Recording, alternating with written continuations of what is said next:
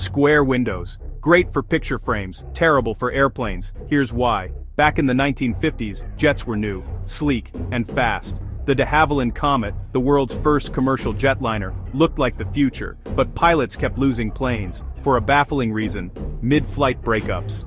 Investigators eventually found the culprit staring back at them from the cabin. Square windows. Sharp corners act like tiny stress magnets. Every pressurization cycle, plane climbs. Cabin goes high pressure, plane descends, pressure drops, creates a tug on the fuselage. At a corner, stress concentrates, metal starts cracking. Those cracks grow, unseen, until boom, catastrophic failure. Engineers learned the brutal lesson the hard way. The fix: round the windows. Curves spread the load evenly, so there's no single point for cracks to start. It's simple geometry doing heavy lifting. Modern airliners use oval or rounded windows. Fail-safe materials. Design rules that account for fatigue and repeated pressurization.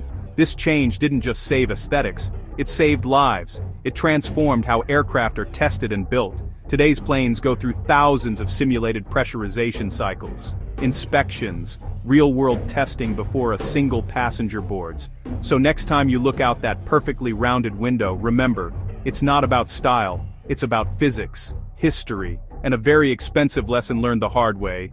And yes, square windows are still perfect for your living room, just not for 35,000 feet.